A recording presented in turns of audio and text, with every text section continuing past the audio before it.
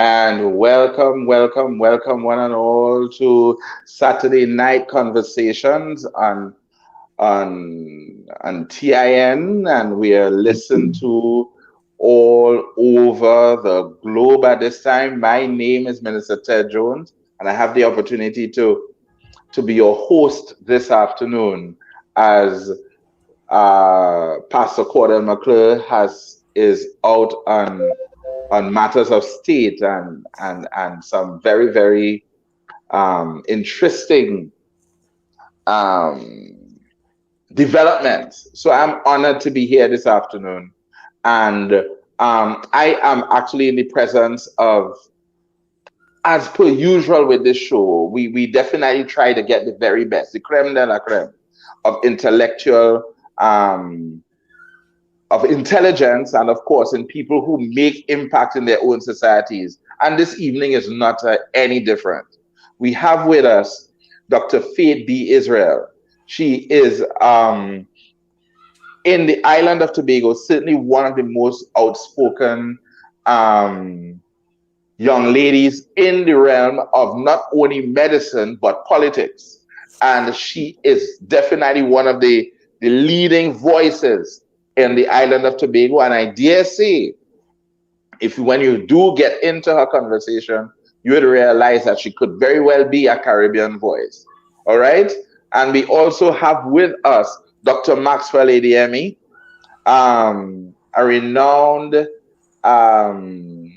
family general practitioner. He has his expertise in many different fields. He's actually one of what I would call one of those genius doctors, right? Yes, one of those guys that that excels in the area of well, beside general medicine, but I'm telling you, and you'll tell me if I'm right, diabetes care, um, pediatric care. He's also renowned in terms of nutritional care and a whole lot of things. When I let him, when I unleash him to you guys will be able to hear the depth and the breadth of his experience. And as I said before, my name is Minister Ted Jones, and I will be your host this afternoon. And this afternoon, guys, we are talking COVID-19 vaccines. There's so many things being said about them. There's so many myths. There's so many things being said. The doctors are saying one thing, and the other people are saying something else. And then, of course, there's the whole concept of the anti-vaxxers and the stories they tell. And because of social media, everybody has quick access to the social media. So as a result of that, all the information that comes in are muddled together in one, and can leave people, unfortunately, wondering where's the truth? Is there truth? Am I to believe my own truth? I'm fearful, I'm afraid. So we came here this afternoon to debunk all those myths and to get started. And I want to start, with the proverbial way of how I was brought up, ladies first. And I just want to ask Dr. Faith, how are you going? How is the day? How are things been? It has been very, very good. It's an honor to be on the show this evening. I was glad when Cordell, messaged me and asked if I could come on, particularly to talk about COVID-19 and to talk about the COVID-19 vaccines. Yes. Because you're right, there's so much information out there, and I think we may actually be in a situation where there is too much information going too quickly and not being analyzed accurately. So it's being misinterpreted and misrepresented and all of that. And I also wanted to come on because I just took my vaccine this week. So Right. I kind of wanted to give people an update on how that has been, but we could talk about that, a little Yes. later. But yeah, it's an honor being here. Thank you all so much for having me. Okay, great. And the gentleman in the midst of us, because the gentle giant of a man, right? Intellectually. Dr. Maxwell, how has it been for you? And I know that you took your 2 doses, right? You got your 2 shots by now, right? Yeah. How has it been for you? That's cool. I mean, I got my 2 doses of the AstraZeneca vaccine, and I'm fine. You know, I've not turned to a chimpanzee or a monkey like some people are postulating. So I encourage people to go get your vaccine because you're safer with being vaccinated than not being. Yes, exactly. And to all the listeners, let me just let you know also that I have also taken my vaccine, right? And the thing about this vaccine is not even the needle jab is painful. You know, recognize that? It's almost like if you didn't even know when it was in and out. Mhm. So that's good. So let's start. Let's start. Why should from a basic perspective, guys, why should, and we'll come back a little later to the personal experiences of your own vaccinations, but why should people get vaccinated? From a doctor's perspective, Dr. Faith, you go ahead. Well, let me just clear up. Even though the name is doctor, I'm not a medical doctor. I have a doctoral degree in public health, health education, behavioral and community health sciences. But why do you Okay. need to? Yeah, why do you need to get vaccinated? Because we are blessed to be in a time where there is science and science has been working on our behalf. If you look back at history, you would recognize that well, not the biblical history, so not way, way, way back, but in more recent history, you would recognize that when they talk about life, how long people would live, you would hear, many people dying as children, many people getting to 30 and 40. And if you got to 50, oh, Heavenly Father, you are an old man because you've gotten to 50 years old. But we've had the advent of so much technology that allows us to circumvent many of the things that used to wipe us out before. And Yes, most of us don't even recognize that as long as you've gone to a school in Tobago, at least, let's talk about Tobago, a primary school in Tobago, a public primary school, so a government school, and you had to give them your immunization card. It's that's true. because as a baby, there's an expectation that you would be vaccinated, that you would get the vaccines for measles and mumps and rubella and polio and all of that story. And it is because we recognized way back then that in order for us not to die of these diseases that we can prevent, that we should take the technology that is available for us in the form of a vaccine. And the same thing is happening for COVID-19. We are recognizing how badly it is ravishing the world, not just us. We are Hmm. finally coming home to roost in Trinidad and Tobago, where today we've surpassed the 400 mark in terms of number of Yeah. people who've gotten Hmm. COVID within a day or 2 day period. So we're recognizing that, this is not passing us straight. God is not a Trini as it comes to Mm. COVID-19 in Trinidad and Tobago.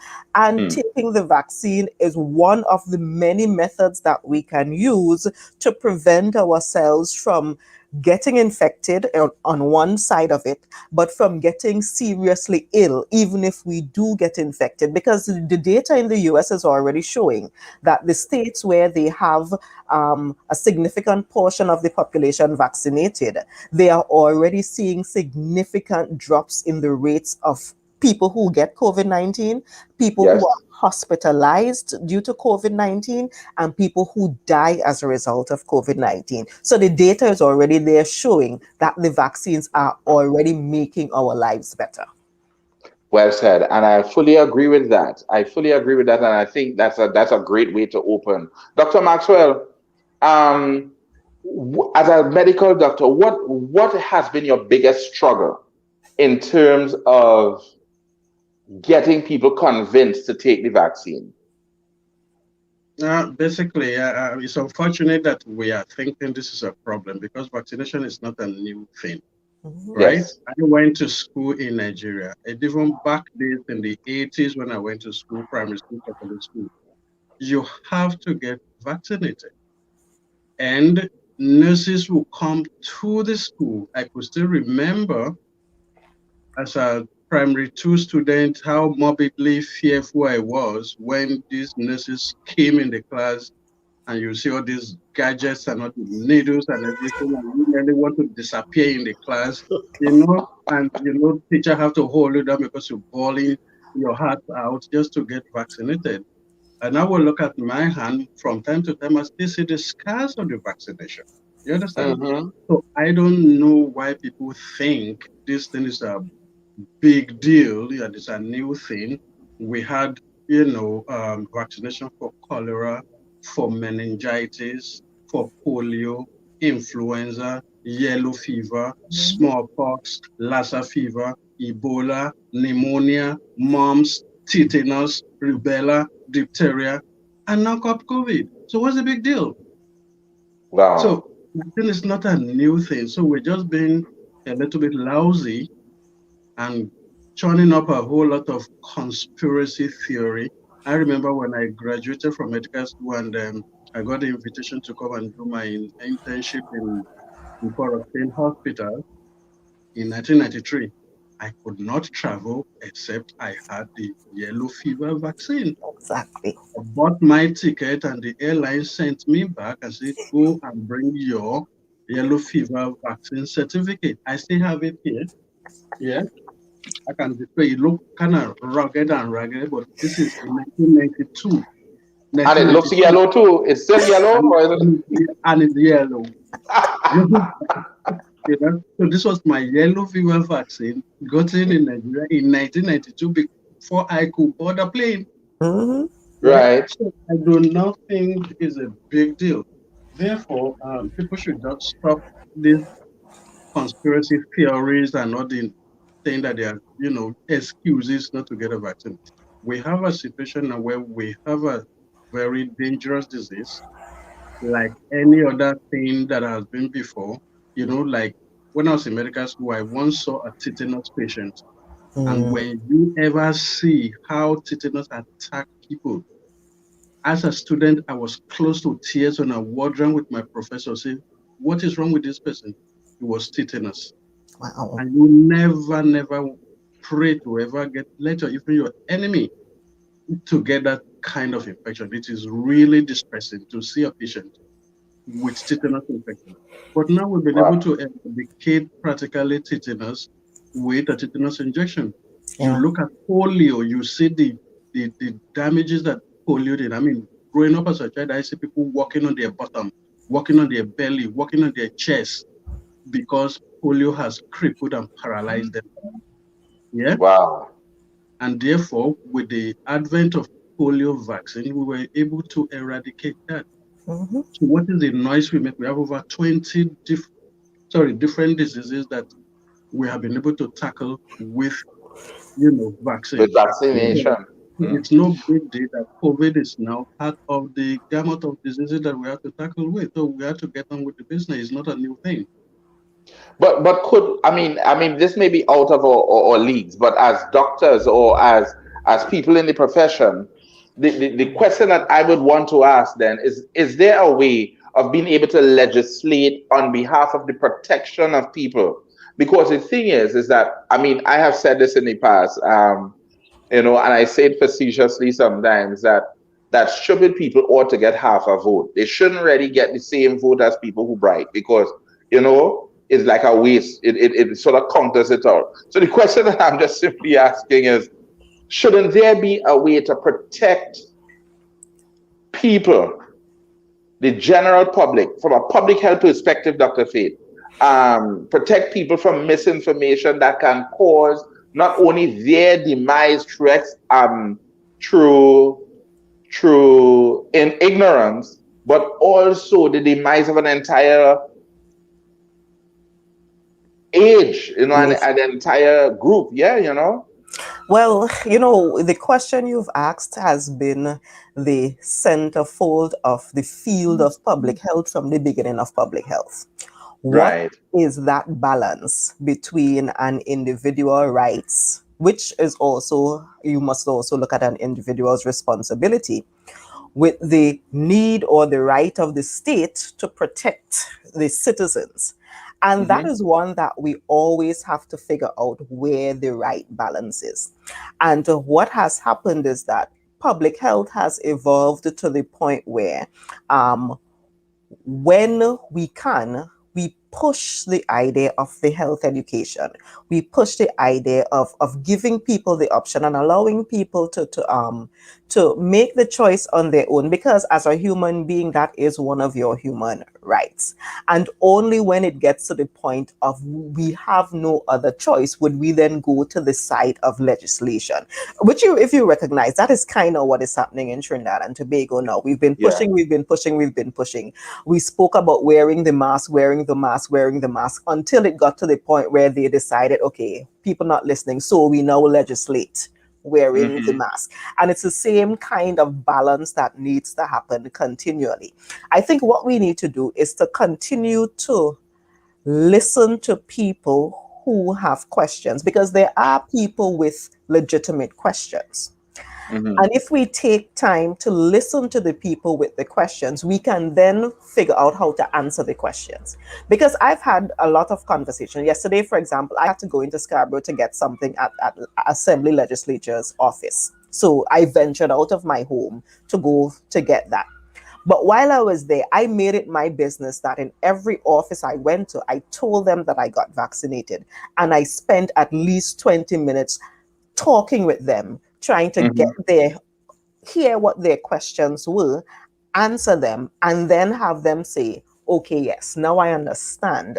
Um, I would now go and sign up, or I'll think about it now, when before Mm-hmm. there wasn't even a thought about it. Yes. So I think we need to do it that way. It need to find a way to spend a little bit more time getting the message out, letting people know that it is not the end of the world. Those of us who've been vaccinated, where we walk around and very loudly say, yes, I've been vaccinated and I'm fine. Yeah. It's cool. This is what happens. These are the possible side effects, because that's another thing. We need people to be conscious of what the side effects are, but then put that into context. Because what we're having, the situation we're having now, and Dr. Maxwell would bear me out on this, all of the information about possible side effects and how many people possibly died and all of that stuff, that information relates to every single vaccine that we've been using for the decades and decades of us using vaccines.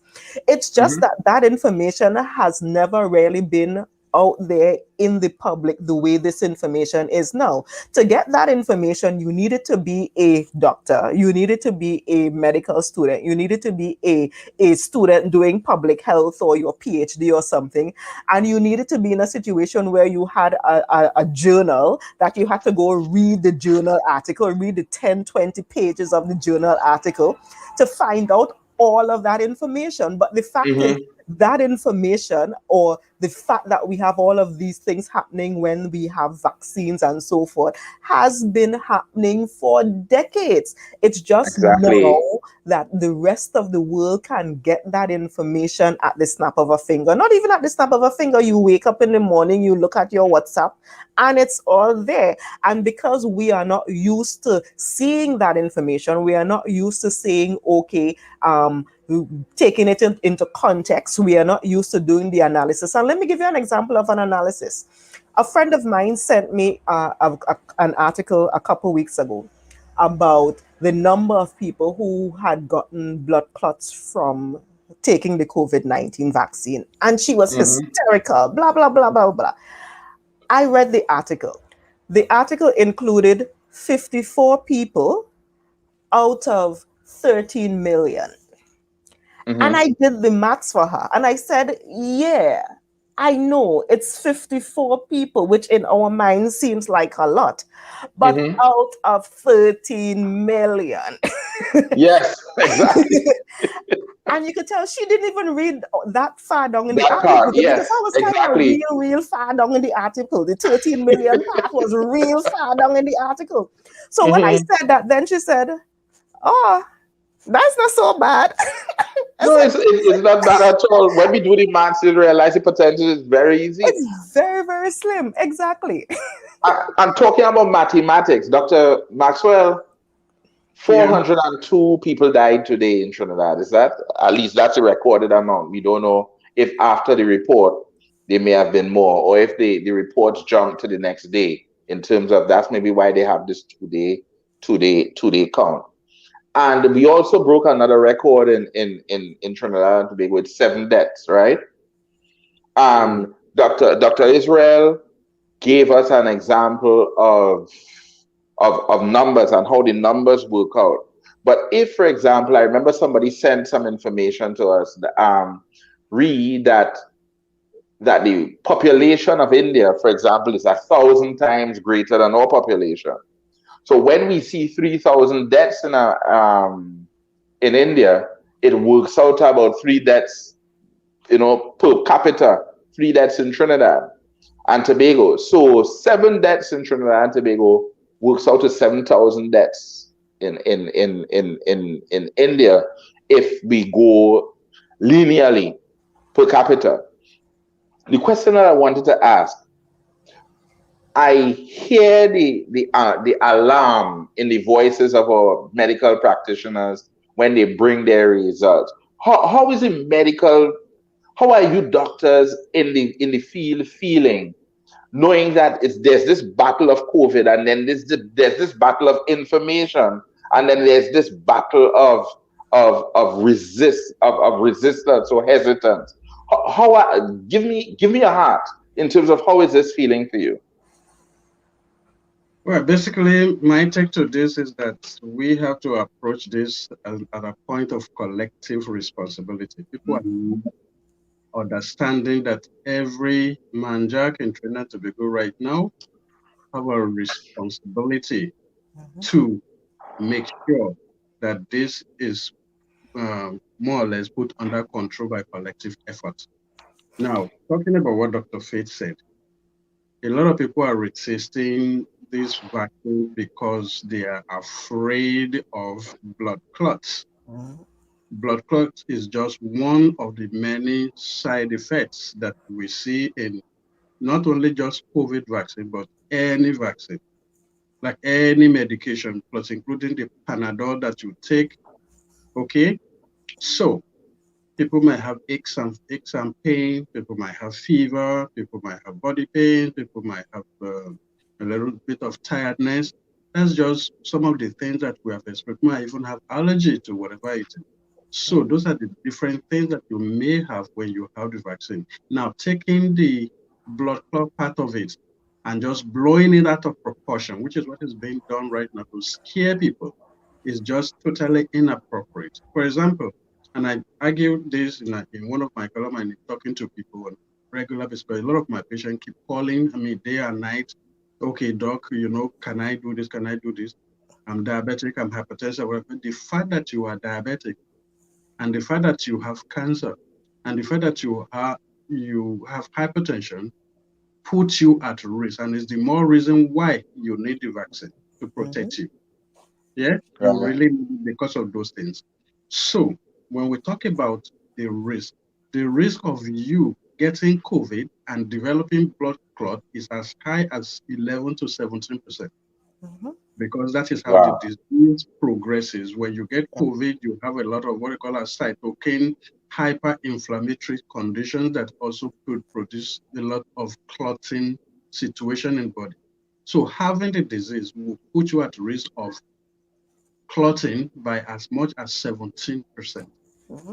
Now, taking the vaccine puts you at risk of blood clot by 0.0%. You see the difference? Yes. From less than 1/3, less than 0.17. Yeah. Less than 0.1. And you have up to 70%. Now, if you are taking oral contraceptive pills like birth control pills, your risk is as high as 7%. It's more than the vaccine. For the same blood clots, exactly. For the same blood clots.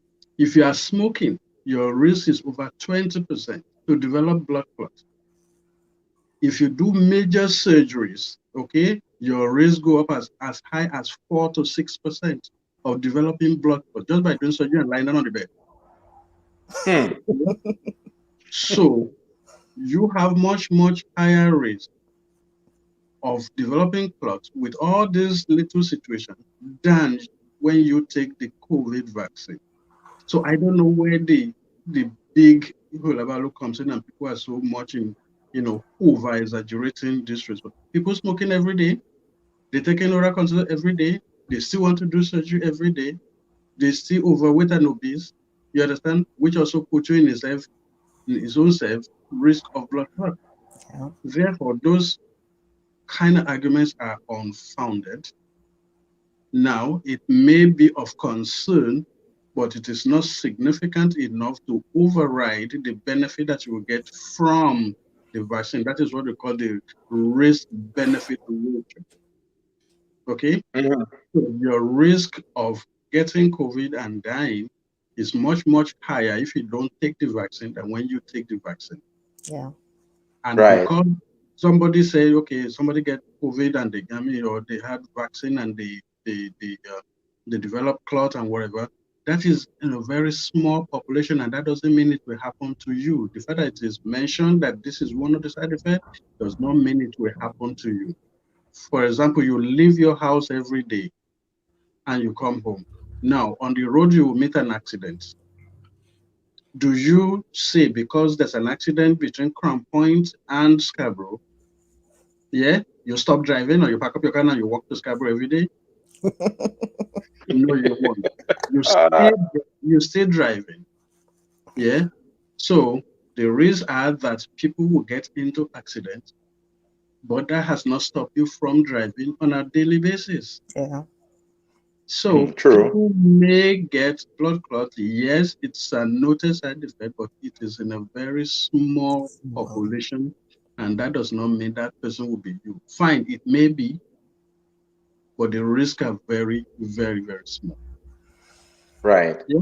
So I want to throw this out to both of you. Like, remember when I took mine, right? When I took mine, there was a discussion that went on, and the discussion was pretty interesting. That's after, and I think the both of you would have also had that counseling session after, and the nurse told us that there are two things that happened that they wanted to create a dichotomy with. One, of course, was what are side effects of the vaccine, and the other one was reactions to the vaccine. There's a difference, right? What is the difference between a side effect and a reaction? Okay. Maybe I should let Maxwell answer this one. Yeah. Go ahead. And yeah. Okay. A reaction is something that you get because your body gets hypersensitive to something. Okay, maybe like you take penicillin and you develop rash and itching, and okay, that means you have some degree of allergy to something that you have come in contact with, either that you have eaten or that has been injected into your body. That is the reaction. Okay, or Mhm. you eat pineapple or peanut and you develop swollen lips and itchy hand. That is a reaction. You are allergic to your body develop some kind of hypersensitivity to something or substance that is in the item that you have taken. Okay, so it could be in form of any tablet, it could be injection, it could be food, it could be perfume, it could be clothes, it could be anything. You could be allergic to anything. You could have a reaction to anything. That is allergy. Now, when you Okay. say, yeah, you understand that, right? Now, when you Yes. talk about side effects, those are the signs or symptoms that you may have as a consequence of taking something. Okay, like some people maybe okay, they take pressure medication, like things like nifedipine, and they get a headache. That is a consequence of something that an undesirable effect of that medication. Yeah, or Hmm. maybe you take diabetes and you take metformin and you have a little diarrhea. Mhm. Okay, those are side effects. Yeah, Oh, yes, I okay. understand now. Those are side So, effects. Those are the so things. So the medication will have its effect, but it also have good effect and the bad effect. right. Okay, so the bad effect of that medication is what we call side effects. Hmm. Yeah, Okay, and the reaction is as a result of yeah, taking the yeah. the. The Okay. reaction is an allergic response, some kind of thing that your body does not agree with that make you have certain symptom, which is characterized as an allergic response. Okay. Over, Now over. some questions are coming in online, guys, that I want us to address. One is it's a comment more by I think it's Lisa Bino, right? And she says respectfully, let's keep in mind that we really don't want any deaths. And I think that is definitely across the board, we agree. Mhm. Persons that are dead, regardless how small the numbers are, Mhm. or the numbers or the statistics are. In other words, I think she's basically speaking to the fact that okay, there although the numbers from people who take the vaccines are very small, she's suggesting that they are still dead. Mhm. Many Yeah. deaths have great impacts on families one way or another. Please disregard people's, I don't know, I'm not sure where she's going there, but please disregard people's fears and call it blowing it out of proportion. People have legit fears, hence the reasons many may not report their illness and try to treat their illness with local medicine. I want to, Faith, I don't know if you want Yeah. to try to throw that in because that's something that we hear all the time. You No, know and that, listen, yeah, go ahead. no, I understand, and I think that last line she was saying, please don't disregard people's fears, which is true. We should Right. not disregard people's fears. And what we are saying is she is right. A single death is too much. And even if there is one death as a result of a horrible thing relating to the vaccine, for example, that is one death that we did not want and the family does not want, and so forth. And we understand that and we completely agree with that. The pushback, though, is you have to look at the number of deaths. And what we are recognizing is that the number of deaths as a result of COVID, if we don't do anything or if we don't get vaccinated, the number of deaths for COVID are quite up here. While the Yes. number of deaths, as small as they may be quite down here as you know, as a consequence of taking the vaccine, for example. So you're looking at Mhm. 100 deaths versus one or two deaths. I think Right. that anyone would agree that we should push to prevent 100 deaths. We are not saying that we want the two, but we should push to prevent the 100 if there is something that we can do to prevent the 100 deaths from happening. And that is really the mathematics of COVID-19, the mathematics of vaccines generally. Because we Yeah. would recognize that most of us do not care about measles. Hmm. Most of us do not care about our child dying of measles because it's not something that is happening in Trinidad and Yes. Tobago right now because we take the MMR, we take the measles vaccine. Hmm. I could tell you some places where they are beginning to care about measles and measles deaths. It's in some of the states in the United States where Yes, they've and stopped. in the UK, yes. Exactly, where they've stopped taking the measles vaccine. And suddenly in 2020 and 2021, we have children dying of measles. And you have to wonder what in heaven's name is going on. So, yes, we Mhm. don't want any deaths. And that is why we have to say, let us do the things that prevent as many deaths as possible.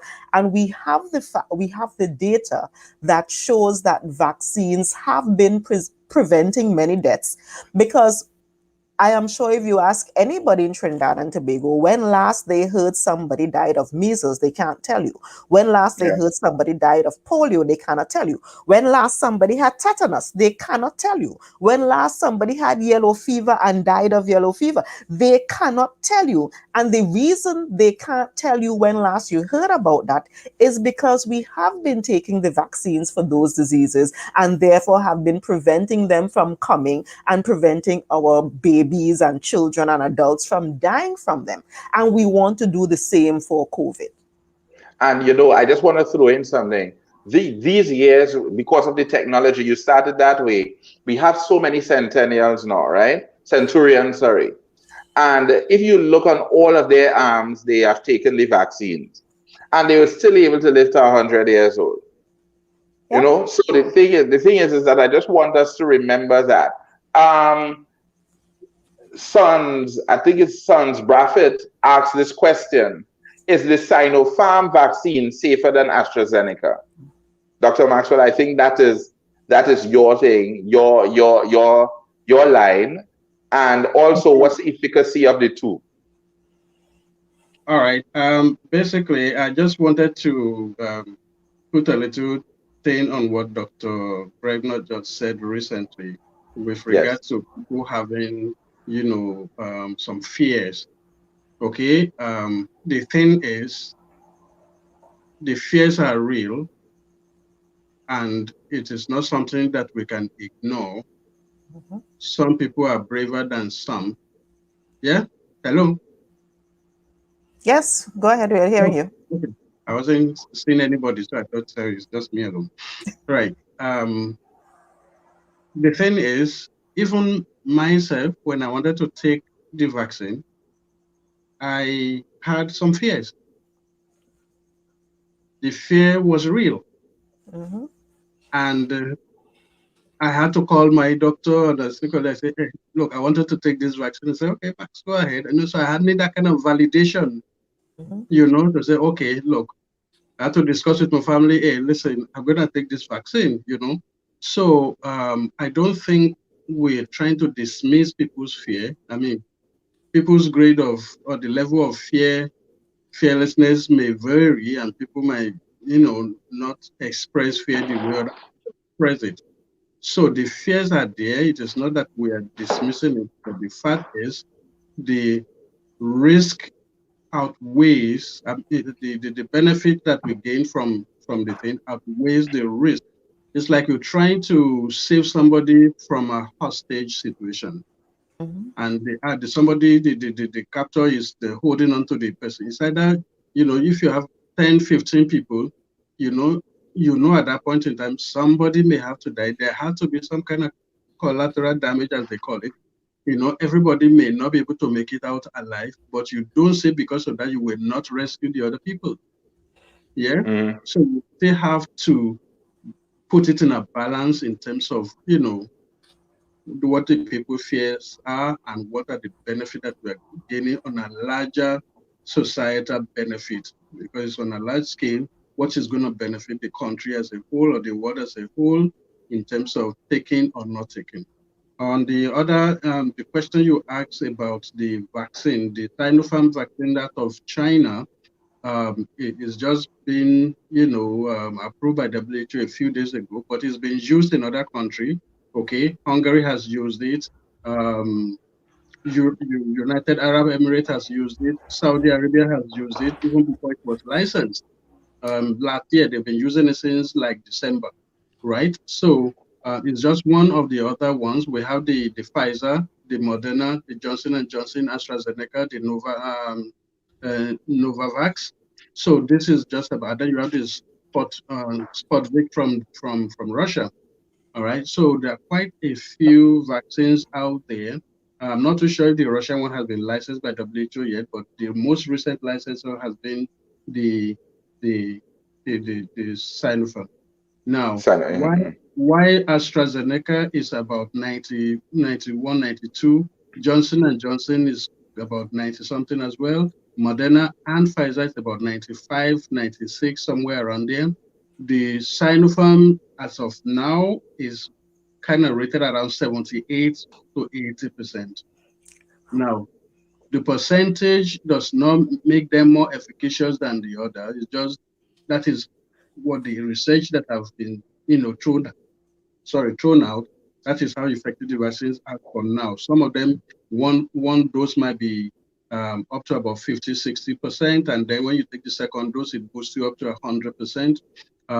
That does not necessarily make one vaccine superior to the other, because generally, once a vaccine is considered effective, between 40 and 60%, it's considered okay.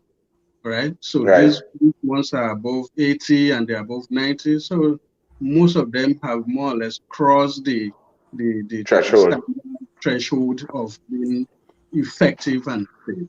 All right. So any one of them will work.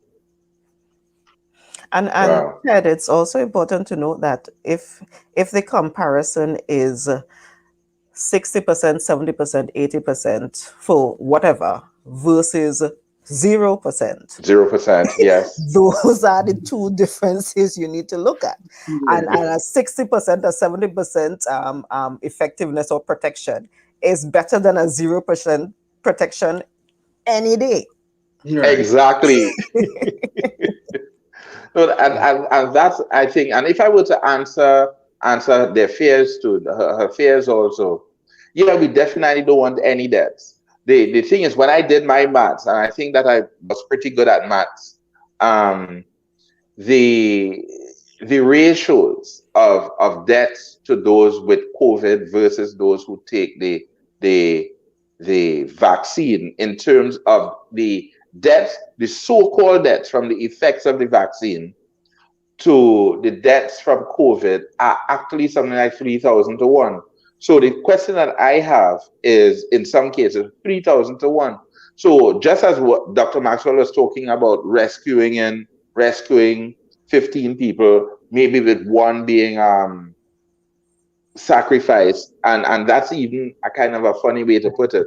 Yeah. The truth is that, are you willing to let 3,000 people die because your efforts may risk um, risk the life of one person? Mm-hmm. You know, as a father, for example, am I going to say that I am going to protect my own self and put my family at risk? No. As a father, you tend to want to to sacrifice what you have to sacrifice to make sure your children live. Mothers too. Tomorrow's Mother's Day, right? So you find yourself having, if you look in that way, you realize that there is a greater numbers game in using the vaccine and protecting the mass number of people who can in fact be your own loved ones.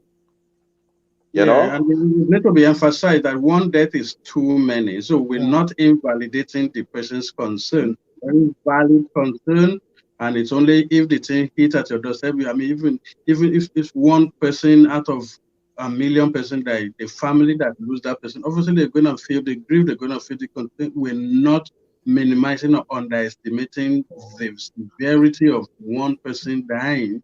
Okay, it's a real fear, but at the same time, we have to look at the larger benefit to the society and how we move forward. Okay, so let me ask another question, guys. Um, how is media doing with the propagation of the information? How is media Um, helping?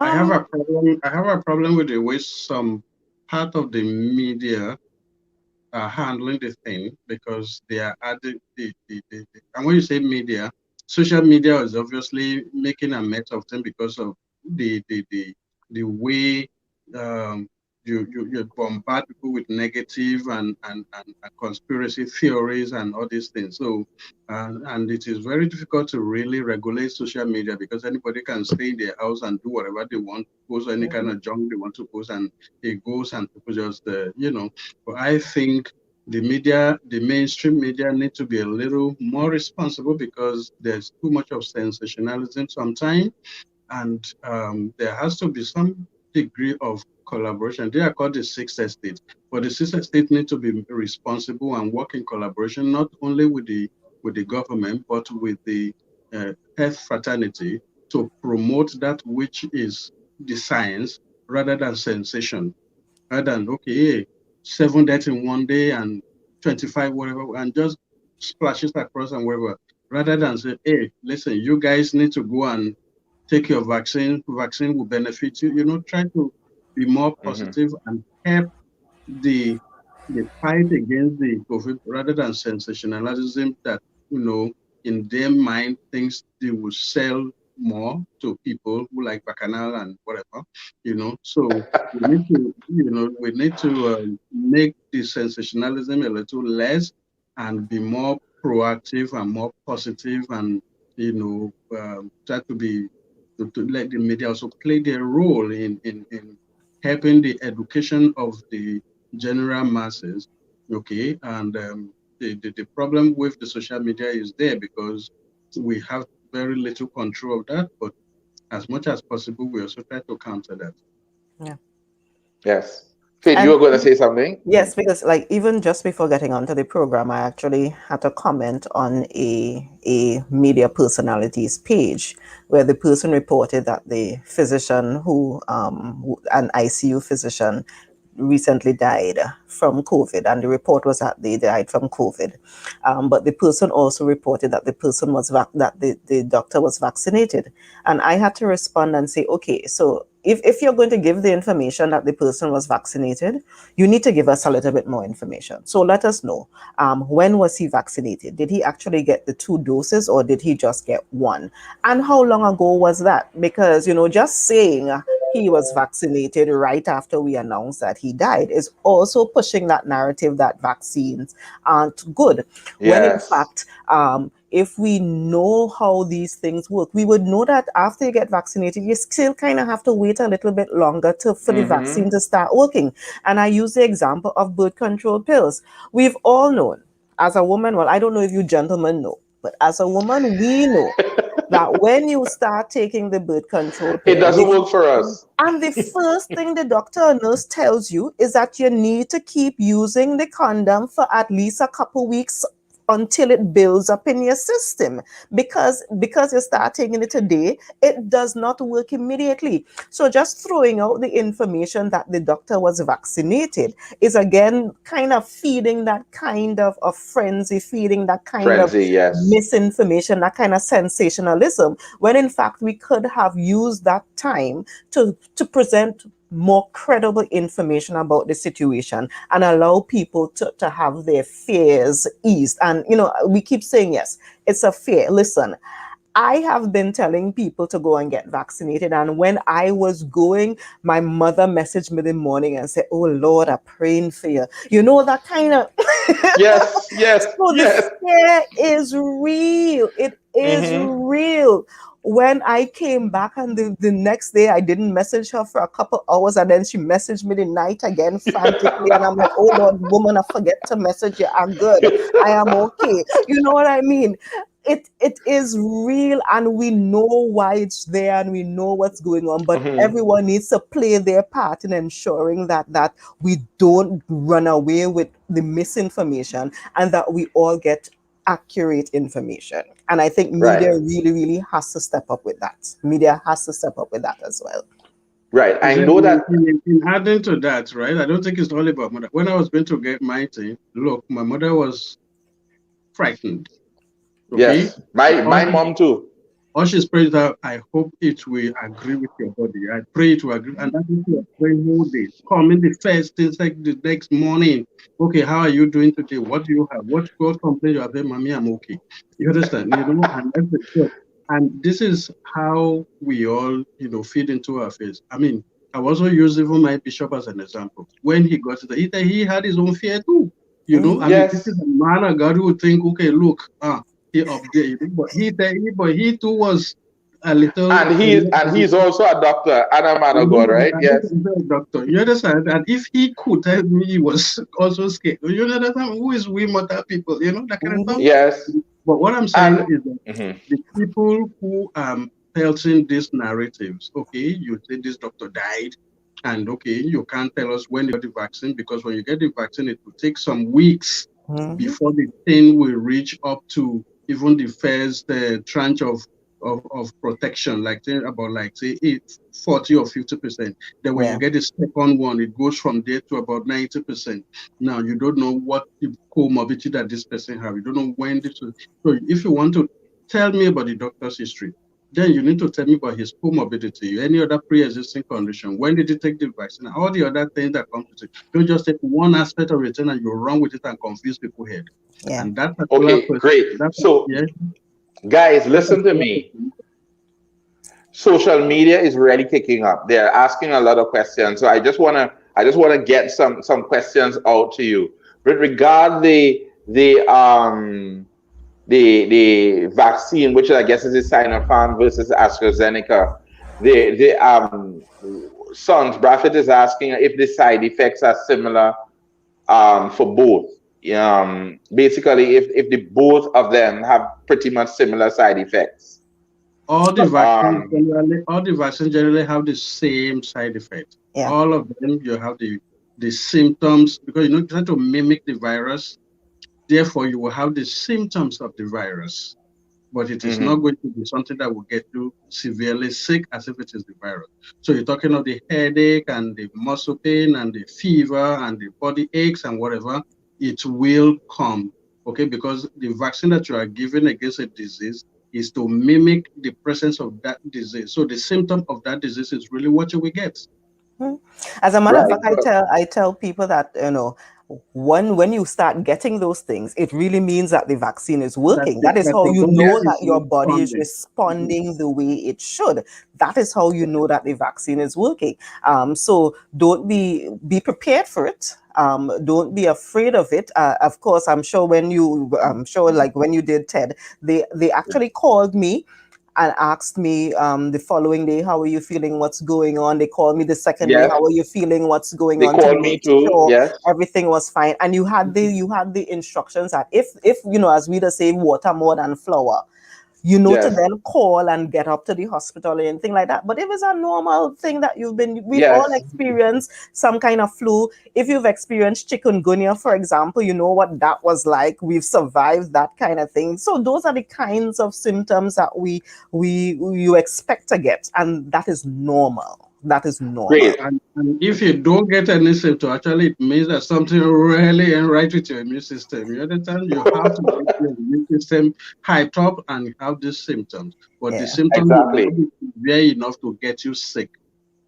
Yeah. Okay? Exactly. So there's another question. Well, I don't know how we'd answer this since all our borders are supposed to be closed, right? But I know that this program is international, so I'm pretty sure that the question may actually redound, and I know it's being listened to also in Guyana, where the borders, I understand, are not as stringent as they are in Trinidad. But Lisa Bino also asked about, what's being done regards to testing. Um, and is testing being done at a port of entry? I want us to quickly answer that question because there are so many questions coming up at us towards the end of the Okay. program. We're running towards the end of the program quickly, but Right. what do we do with that? Or what's your answers with that? So I could answer that. We are not, from the beginning, I've always been querying how much testing we've been doing in Trinidad and particularly Tobago, and that we need to ramp up testing. But I think we can look at other countries as examples. If you are going to Barbados, for example, yes, the borders are open, but you need to show a negative test that was done at least 3 days or no more than 3 days before you hop on the plane. There are countries in the world, other first world kinds of countries where when you get off of the plane, you do get tested right there. You probably get an antigen test or one of those rapid tests right there.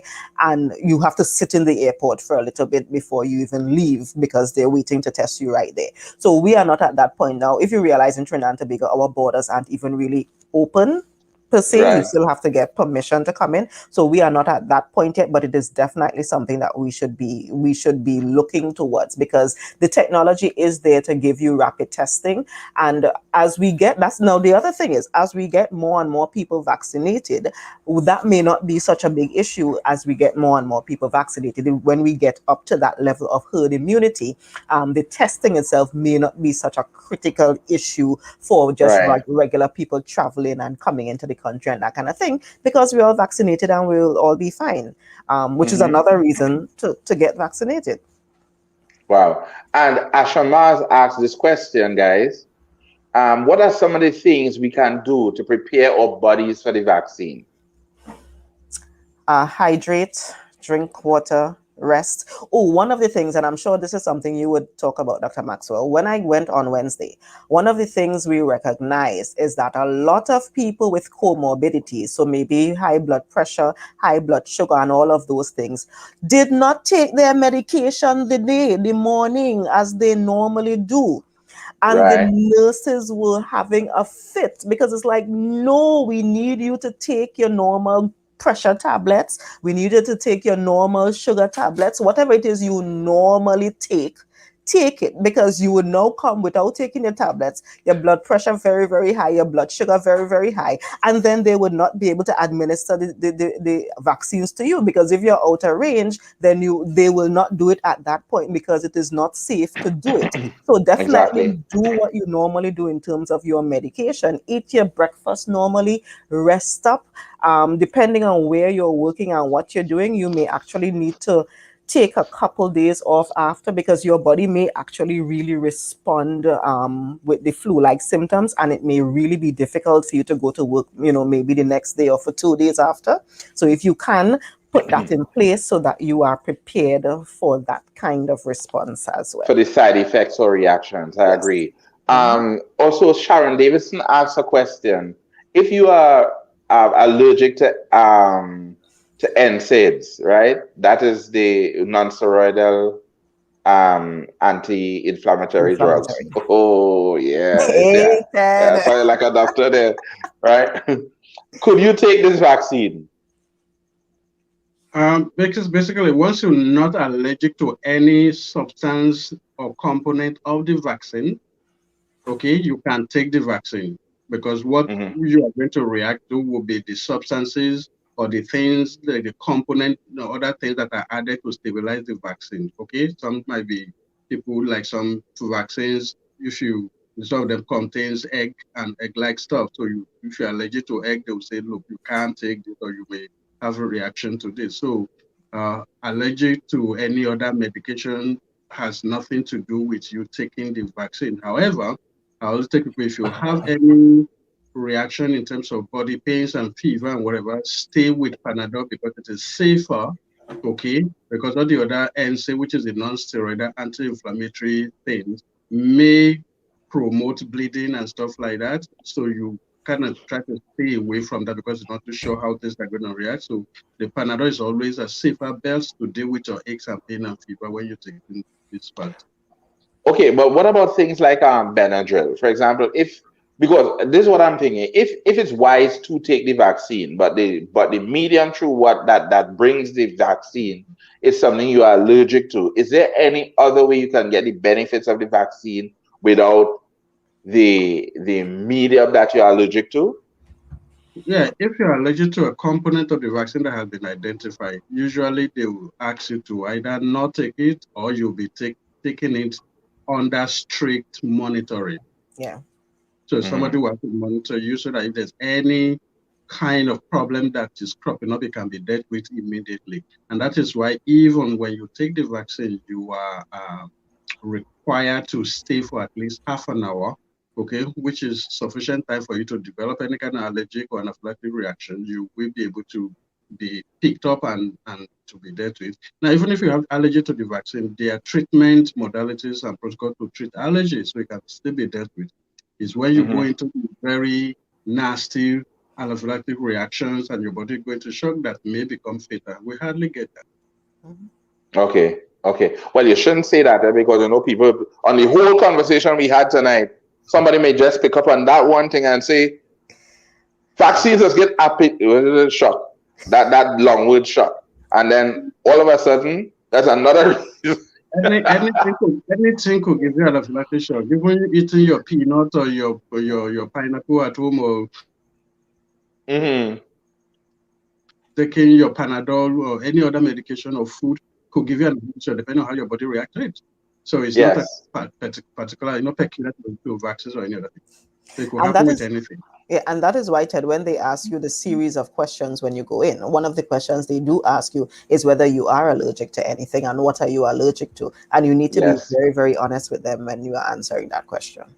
I agree. I agree. They did ask me that. My own personal experience, I would tell you guys, is that I took it along with my wife, so we both went in together, and I consider myself, of course, superhuman.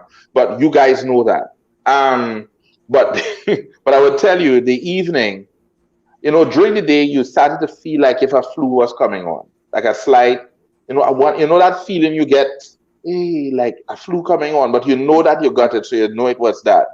And then Mhm. by the night, I remember starting to feel a little bit, I think old people call it ague. Right. Yeah. Yes. Mm-hmm.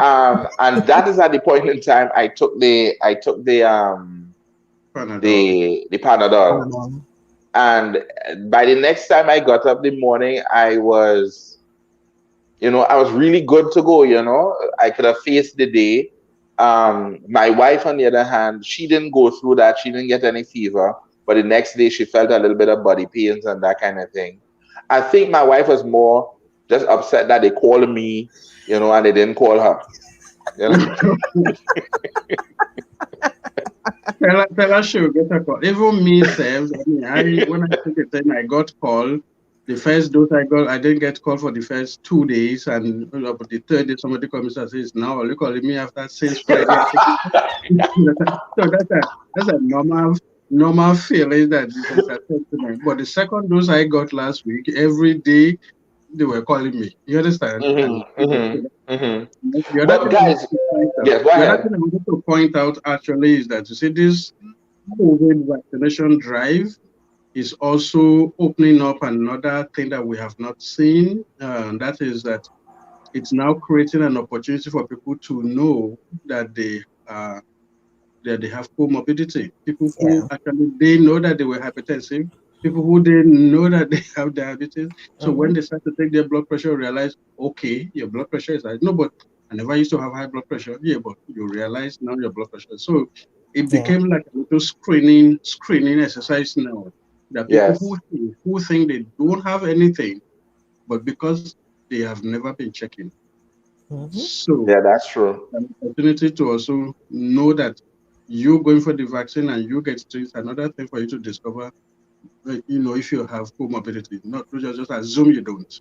Yeah. Wonderful, wonderful. The other thing that I think that it has done, and Faith, I don't know if you see it in the community, is that a lot of people are more, maybe not enough, but certainly a lot more people seem to be a lot more health conscious. Are more aware of their health. They maybe preparing for if it should come that they have a fighting chance.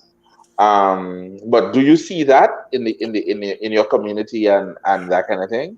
Yes, and to be honest, some of the people who've told me, "Yeah, I take the vaccine already," and I'm like, "You, you who all over this, that, and the other, you who knocking about all over, you took the vaccine before me. Whoa, okay, how did this happen?" So Yes. it actually made me a little bit more appreciative of people of the community, and it also highlighted the fact that even though the the anti-vaxxers, or even though those who are against it and so forth are very loud, there is actually a silent volume of people who are listening, who are paying attention, and they're just Yes. not as loud as those others who are, spreading misinformation, or against it, or even sharing a lot of the misinformation that they have.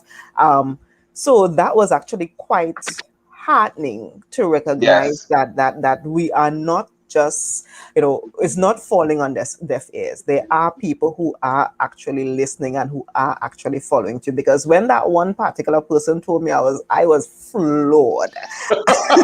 I was pleasantly surprised, but I was like, "Yay, good, good, good going. We know Good that we're going, doing eh? something good. We know that we're doing something good." Yeah, definitely. And and the thing too is that fear has its own component, because I'm hearing also that in Trinidad there's now a line for vaccine where there's a lot of hesitancy before.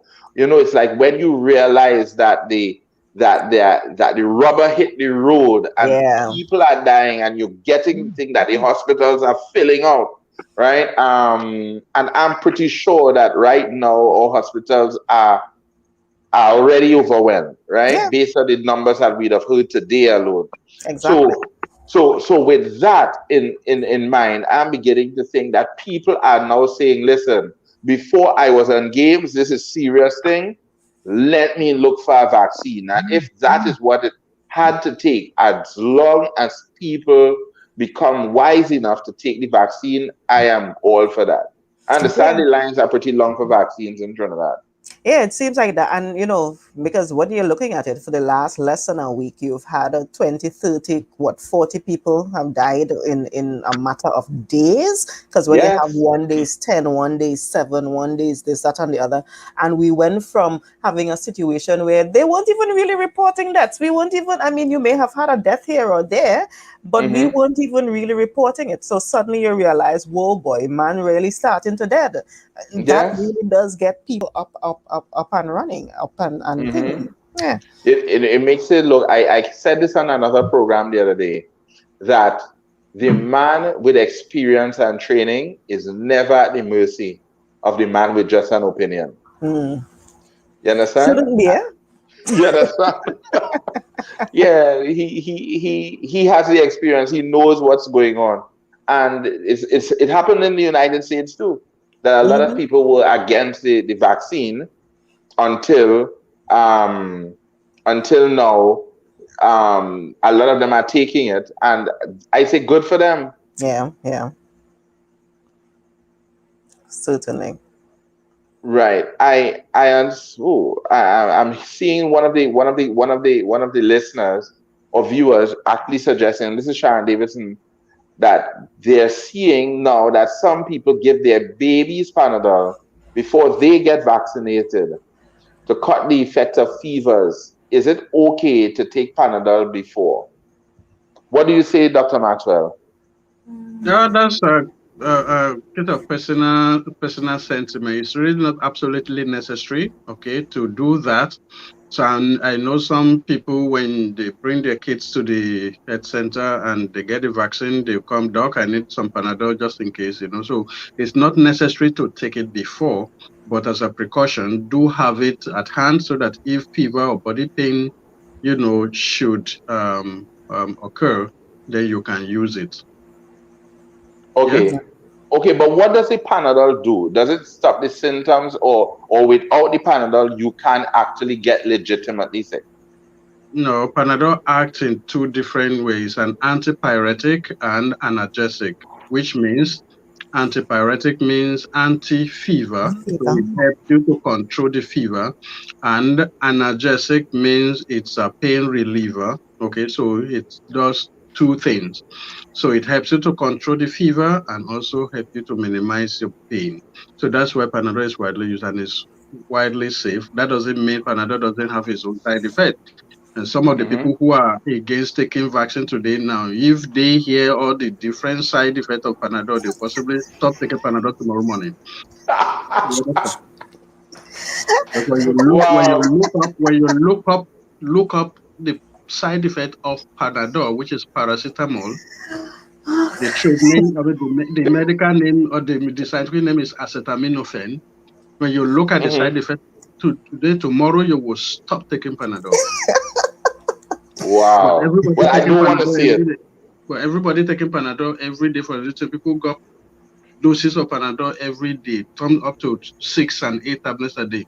But Panadol could mess up your liver. Yeah. Right. I No, but understand. there's also like a kind of a conventional thing that if you could take the side effects, so if you could take like the fever or the headache or the pains or whatever without taking the Panadol and just allow your body to go through the process, Right. kind of grit it out and do that, and don't try to, because To particularly the suppress it, fever, yes. yeah, particularly the fever suppressing part of the Panadol. I mean, you want your body to go through the process. Fever is part of the your body making the antibodies and your body recovering and your body doing what it needs to do. So if you could go through it without taking the Panadol, do that. If it becomes overbearable, then definitely, yeah, take it. Yes. Definitely take And it. fever is not necessarily a bad thing. Fever Yeah. is actually a mechanism to protect your body and to ensure that your body is reacting properly. It's only when the fever becomes too True. high and is giving you any kind of symptom that may involve neurological symptoms Yeah. sometimes. People could get fits and seizures and stuff like that. That is why we try to control the fever. So fever is a natural response. It's actually a good thing that your body is Mhm. functioning. Hmm. Right. So, What about false positives? I just got a message about that. That some people say that they experience false positives. What's that about? I've heard it several times. When you do tests, sometimes some uh, tests that are negative may turn out to be positive, and sometimes positive may turn out to be negative. Those are part of the things that we deal with in the let me see, in the scientific world. Okay, sometimes might be an error in the lab, might be an error of chemical, might be error of the person doing it. There could be so many reasons that your body, even your body could also create an atmosphere of a false positive sometimes. It's like, for example, if you're taking okay, I'll deal with this area. Like in diabetes, we do what they call HbA1c, or maybe you have prostate, Mhm, okay, and you have to do PSA.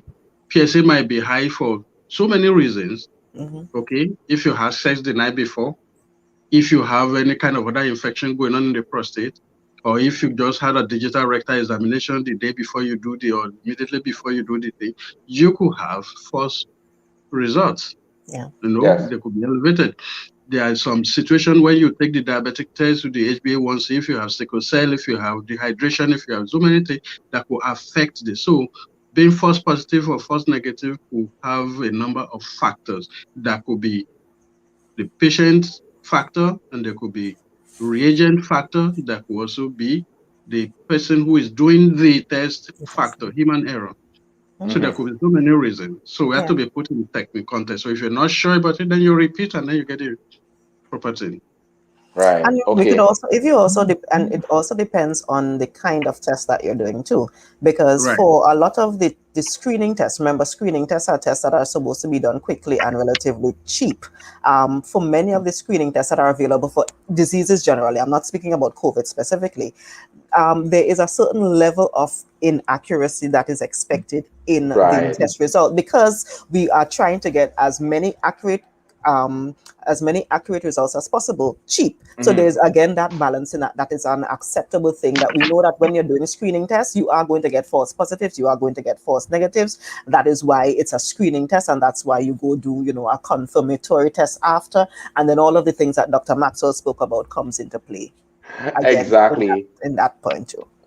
Guys, listen, we have been actually what you call Saturday night conversations, and this indeed was a conversation.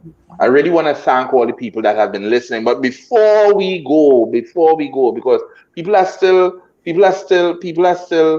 um connecting with us, But here's what I want to do. I want to ask again on the protocol of ladies first, to just ask, Dr. Faith, to just encourage encourage the listeners, and then I will ask Dr. Maxwell to do the same, and then I will find a way to pull out of here. Sure. Well, I went on. Let me just give my experience as a way of doing the encouraging. I went on Wednesday, and I'm doing it again also because we need to have full disclosure, full set of information. I went on Wednesday. I got my vaccine at the Roxborough Health Facility at 11:11 in the morning, and I had to pay attention to the time because you have to sit there for 30 minutes and have them observe you, and so we had to kind of know when to start the 30-minute review. I was fine for the day on Wednesday. Wednesday evening, I was actually in the middle of one of our political shows, and I started getting a slight headache. And I thought, oh wow, well, this is unfortunate that I'm smack in the middle of a show. Let me turn off my camera quickly, run get a Panadol, which is what I did. Got up Thursday morning. I had a headache. I don't think I had a fever. I can't remember if I had a fever, but I had body pains, and it felt like, because I had chikungunya when Chick V was around, Hmm. I and Chick V was not fun. It Yeah, was not yeah. fun You know at what pain is when you get all. it. You know what pain Exactly. is. And that was my experience on Thursday, all day Thursday. Friday, I just had a slight headache. Today, I've had like a little pain by my eyes, kind of like a straining, almost like a straining pain by my eye. Like right now, I feel pretty okay. But that has been the trajectory of the couple days. And going through it, I mean, on Thursday, I was like, why am I doing this to myself? Oh my God, this is the worst thing ever. but also understanding that this really is the vaccine working, and Mm-hmm. this that this thing that you're experiencing now is way better than what you're seeing, people gasping for air and being in Yes. the beds and trying to get resuscitated, and all of the horrible things that COVID has been doing to the bodies of people that have not survived. And even when you hear about people with long COVID, meaning people who've had it and long after they recovered still are not back to well, That, still yes, are not back yes. to normal. And this is like Hmm. months later and they still don't know what is going on. So having that short 2-3 days experience, to me, if this is going to protect me, if this is going to allow me to go back to a relatively normal life, if this is going Mm-hmm. to allow me to, for someday, even if it is not 2021 but 2022, get on a cruise. I just discovered what cruises were. Like just before COVID happened, I went on a cruise and I loved it, and I had vowed to go on a cruise every single year. If this is what it takes to get back to Mm-hmm. that point, this is worth it. Thursday was worth it. And that is what we have to encourage Yes. people to know, that this thing that is the new normal is not that great. And a lot of us want to go back to a better version of normal. And this is just one of the Yes. mechanisms to do it. If you have questions, definitely throw out your questions. Anybody could reach out to me, ask questions. Anybody could, I'm sure Dr. Max is available, ask questions. If I don't know the answer, I will let you know one time. I don't know the answer. I will go research it and come back to you. But don't just stay in fear and do nothing. This is an option. We have the capacity now because of advancements in technology, because we have God-given brain and God-given scientists and God-given doctors who knows how to help heal us. Let us use what God has given us to help us not die from this disease. We have to Well be said. smart, and we have to do we have to use what is available to us. That's as much as I am encouraging people to do. Well said. Absolutely well said, Dr. Faith. I tell you the truth. So I tell her she's a bright girl. Dr. Maxwell, give us your encouragement. Well, since this is gospel channel and a lot of Christians, I suppose, are tuning into it, my encouragement will deal with the notion that some bring when they talk to me and I talk to them about vaccine, and to let them know, and I've said it in this medium before, that the vaccine that is available, or that the vaccines that are available, they are not the sign of the beast. They're not the Antichrist. You better say They're that again, my brother. right. They're not the Antichrist. They're not the 666 or whatever mark of the beast that some people are talking about. Because one, because people are saying that, okay, yeah, there's a chip in the vaccine and something in this, and they'll be controlling you remotely, and you go change to a monkey or a chimpanzee, and people will control your mind. It is World not War so. Z. Mhm. I've taken my vaccine for the past 2 months now, and nobody's controlling my mind. And I'm sure there's so many other people across the world who's taken it, that there's nobody that is controlling their mind. And most importantly, my point is this: it is highly unlikely that America will make a vaccine. UK or Europe will make a vaccine. China will make a vaccine. Russia will make a vaccine, and Cuba is making a vaccine. And just by some strange collaboration, all of these people who don't agree on any kind of situation Who politically, always at economically, or war? otherwise, and they will just suddenly, all of a sudden, because of COVID, all of them will just agree, wham, within a space of 1 year, to put the same kind of chip to control people and put it in a vaccine. It is far-fetched.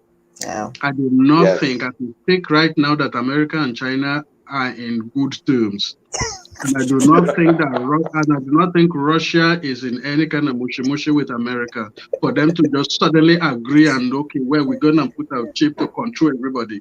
So by that alone, you should know Because that that is a fallacy. Yeah. because they will fight over who will control them anyways. Right, they will So yes. So if they can agree on even diplomatic things and economy and politics or whatever, you think they go agree on a vaccine in 1 year? Since I know myself, Russia and America fighting. You understand? So I don't think that is a logical kind of explanation to not want to take the vaccine. Okay, so there's yes. nothing like a chip in the vaccine. Go take your vaccine, and the fact that you have either cancer, diabetes, high blood pressure, or whatever it is what creates a comorbidity or a risk situation for you. And it is that same reason why you will benefit from taking the vaccine. So you should take it. And those of you who have not taken it, some people are walking around with high blood pressure and diabetes and they don't know. So it's when you go to take the vaccine that you realize that they have to take your pressure and realize your pressure. I've seen quite a few in the past 3-4 weeks. Mm-hmm. And it's only when they raise your blood pressure. No. Your machine not working. That I said, look, machine working for everybody else but you. You understand? Tell them the machine good, it's working good. All right. So you have to come to terms with the fact that your pressure high and you need to deal with it. Yes, All right. So there's indeed. so many people who walking around and don't know they have, underlying or at risk situation, Comorbidities. Yes. comorbidity. All right. So that's my encouragement. Go take it, relax yourself, trust God. You could have fears like me, like any other person else, but let your faith overcome your fears. Thank you. Thank you. I like that. She had to find a way to bring Faith's name back into it. Let's Yeah. That be part now. yes. True. Yes, so guys, you all heard. I know one of the callers asked if we can host another program on COVID-19 and nutrition. Well, obviously I know Pastor Gordon McClure would be the one to make the ultimate decision on that one, right? And we also just want to thank all the lovely people that participated in the program for your interest, your comments, your questions. That is what helped to make the program an absolutely wonderful program. This you have been listening to is Saturday night conversation here on Tobago Inspirational Network. Heard not only in Tobago but over the Guyana and over our international waters. We really want to thank you. I really want to thank Pastor Gordon McClure and his family for the opportunity to host this afternoon. My name is Minister Ted Jones, and I just want to say thank you. I want to also say thank you to Dr. Faith B.Yisrael and Dr. Maxwell Adeyemi for certainly elucidating the people this afternoon, making sure that people, if after today you still ain't convinced, God alone could help you. Thanks again, everyone. Bye for now. Have a good one. God bless you.